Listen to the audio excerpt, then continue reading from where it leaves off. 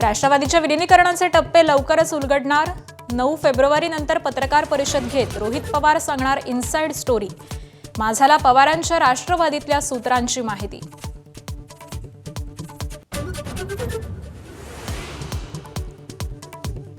उपमुख्यमंत्री सुनेत्रा पवार सातारा दौऱ्यावर। कराडमधील यशवंतराव चव्हाणांच्या समाधीला अभिवादन करणार, तर फलटणमध्ये विदीप जाधव यांच्या कुटुंबियांची भेट घेणार। अजित पवारांच्या विमान अपघाताबाबत राष्ट्रवादी नेत्यांकडून शंका उपस्थित। अजितदादांचा 100% घात झाला, आमदार मिटकरींचं वक्तव्य। तर घात की अपघात याची चौकशी करा, रुपाली ठोंबरे पाटलांची मागणी।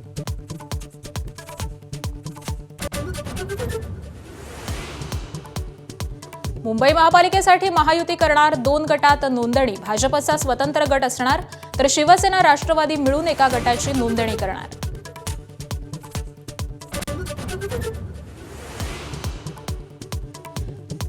मलकापूरमध्ये उच्चभ्रू परिवारातले आई, मुलगी आणि मुलगा संशयास्पदरित्या बेपत्ता। बाजारात गेल्यानंतर परतले नसल्याची कुटुंबियांची तक्रार। बुलढाणा जिल्ह्यात काल एकाच दिवशी बेपत्ता झाल्याच्या 7 तक्रारी। मुंबईहून पुण्याला आता 48 मिनिटात पोहोचता येणार। रेल्वे मंत्री अश्विनी वैष्णव यांची माहिती। काल अर्थसंकल्पात मुंबई पुणे हायस्पीड रेल्वेची घोषणा।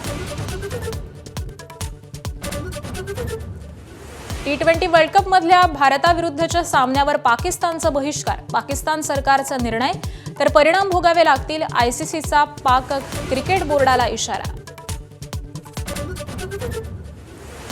अंडर-19 वनडेत वर्ल्ड कपमध्ये भारताची पाकिस्तानला 58 धावांनी हरवत सेमीफायनलमध्ये धडक। किलन पटेलची अष्टपैलू खेळी, तर वेदांत त्रिवेदीचं अर्धशतक। सेमीफायनलमध्ये भारताची अफगाणिस्तानची गाठ।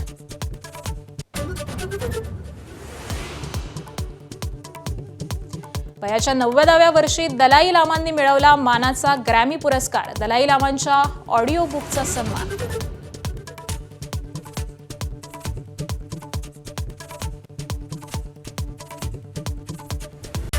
Headlines brought to you by Chitale बंधू।